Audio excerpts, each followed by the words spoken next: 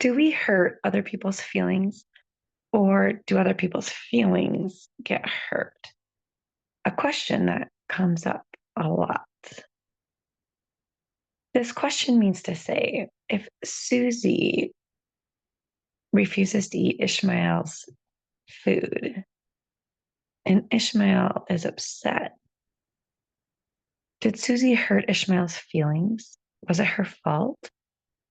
Or did Ishmael's feelings get hurt?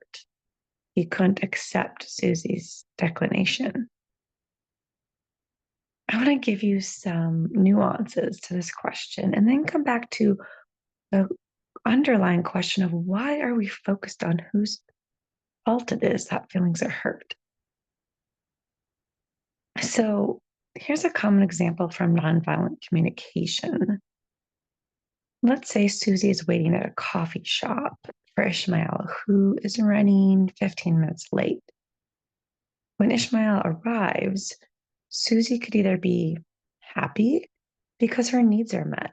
Susie had a long, busy day and she needed some alone time and was grateful for the chance to arrive and settle in and relax. But the very same people on a different day could have a very different result. Let's say Ishmael's running 15 minutes late and Susie had quit her work early and rushed to get to the coffee shop on time.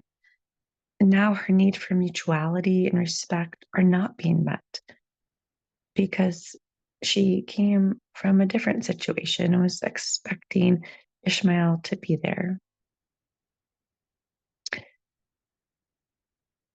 Let's say another day Ishmael intends to be on time, but got caught late because of new construction on the road he didn't know about.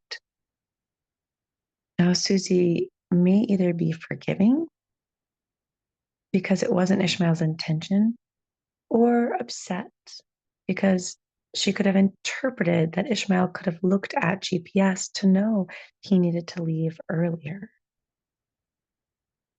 We'll go to yet another day, but we're going to change from Susie to Astrid. Astrid comes from a home where her mom was often late. Astrid was often a worried kid, was the last to be picked up from school and sports practice. Astrid's mom also failed to show up for her in other ways. So Astrid interprets being late as not caring, being abandoned. And when Ishmael shows up late for a scheduled coffee date with Astrid, it touches Astrid's wound right there where she needs to be seen and cared for. So is Astrid's hurt Ishmael's fault or Astrid's? Did Ishmael hurt Astrid's feelings or did Astrid's childhood wound get pricked by Ishmael's tardiness? In another example, we have Ron. Ron's mom was also often late. Ron came from a family of 6 kids. Ron's mom was cooking, cleaning, and shuttling for 6 children, often with jokes, laughter, fun songs, and hilarious stories. When Ron's mom showed up late, she would come with a giant hug and sometimes a small gift from her whereabouts that day. When someone showed up late for Ron, Ron felt at least they made it. They fit me in, and life is full of brilliant surprises. So when Ishmael shows up late for a coffee date with Ron, Ron opens his arms wide, hoping for a hug of loving reconnection. In these 2 last examples, Astrid and Ron have very different picture frames, lenses, or expectations of what being on time and what being late means. And we might say that whether they're hurt or not is up to them and their life experience.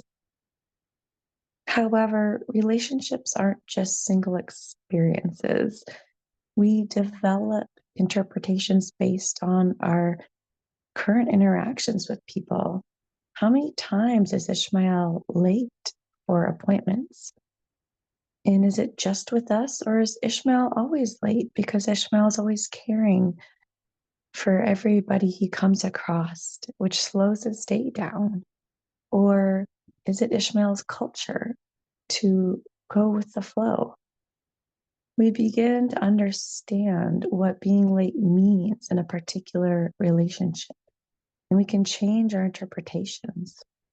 We also might look at somebody's intention, what they can change and not change about their habits and ways of being.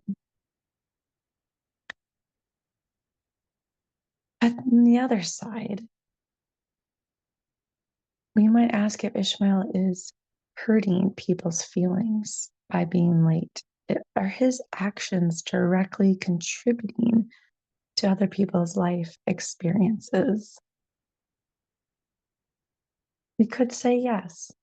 If Ishmael's received feedback that his lateness is hurtful, he might reflect and think about his ability to change it. He might explain why he's late regularly or where he's coming from. Right now, we don't know, but could we assign him fault for hurting people's feelings? It may be easier if we lean toward the end of the spectrum of something a little more purposeful. Like if Ishmael arrived at the coffee shop and starts cussing at his friend, if Ishmael expresses his anger in a really outbursting way that we know is likely to aggravate nervous systems, cause defensiveness that may feel like an emotional attack, or even carry the threat of a physical attack.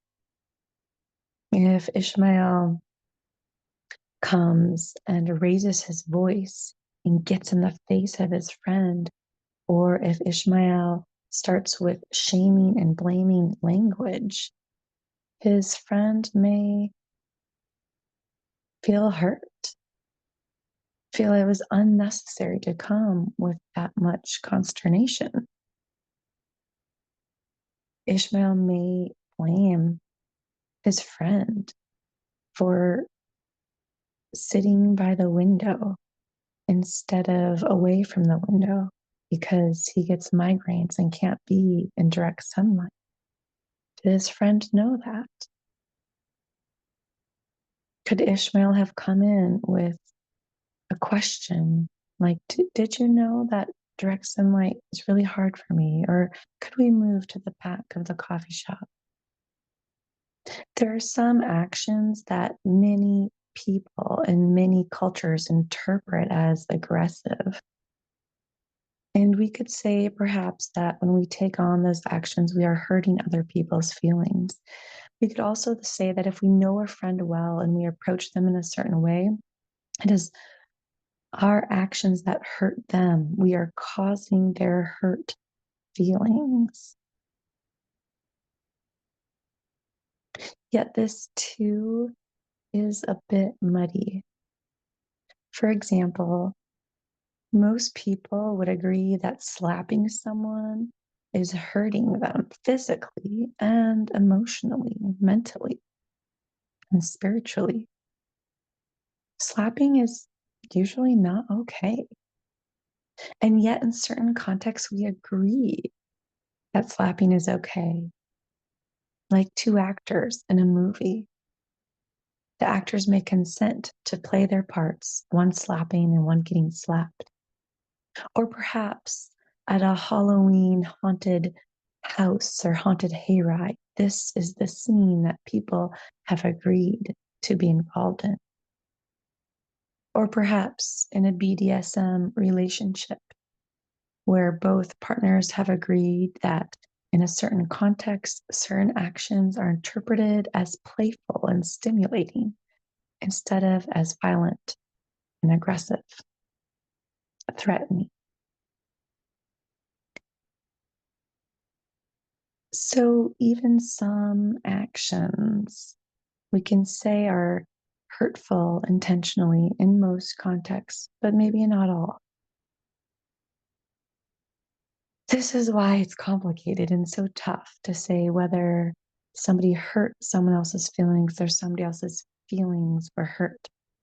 I like to say it's a both and, that it's not one person's fault, but it's the relationship, it's the coming together and the interacting that determines what is happening.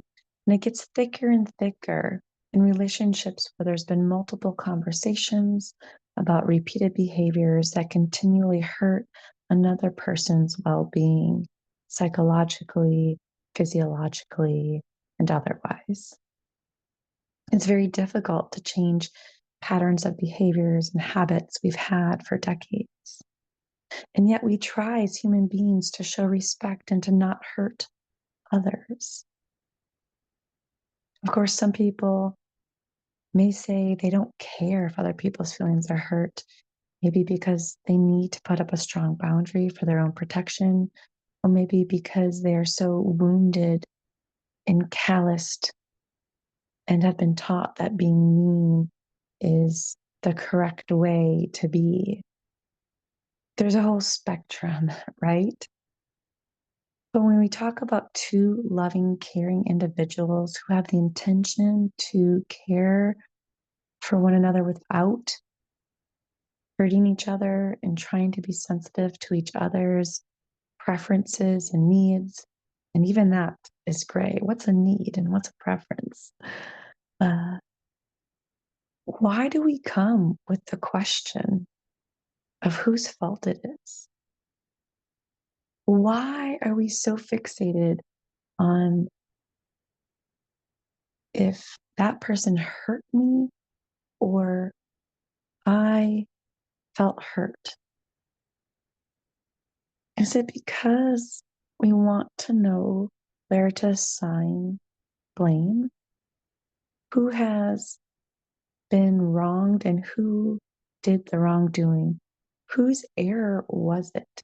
Is it because in 21st century dominant USA culture, this is how we're taught to think?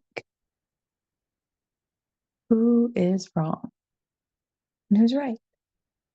Is it because we want to know who should be responsible, who should take accountability for the hurt, who should care for the hurt? If so, I wonder if we can change our question to how can we both care for this hurt? How can we address that hurt is existing in this relationship? Sometimes that does invite us to sift back through what happened, because moving forward, we may want to engage with each other differently.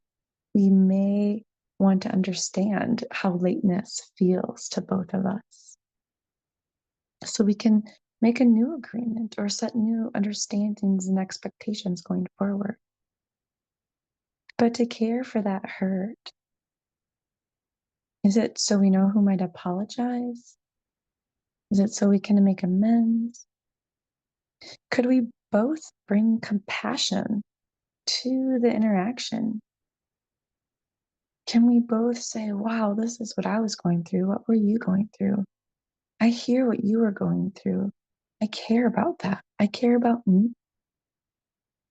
Could we both bring our loving attention and kindness to what each other was experiencing? Can we use the interaction to inquire, what are my soft spots, my wounded spots that get poked easily? How could I heal them?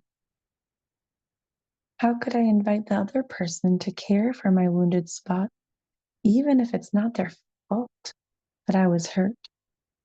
Or even if we do think that other person had more responsibility for causing me hurt, can we both still tend to my soft spot and forgive them, knowing that we all have different ways of being? I hope some of these reflections are helpful for you, and I'd be so curious to learn more about what your hurts are, how you try to go about healing them. And if you desire to understand the source of hurt feelings, our egos that need a sense of equality and a sense of understanding, and how you feel your ego might be responding in difficult situations. This is some of the kind of material I work with. And thanks for your questions.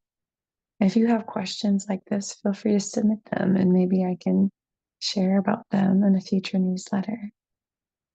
Until then, I hope you're well. I hope you mustn't endure a lot of hurt feelings. I hope you also have play and fun and hope and connection. Peace.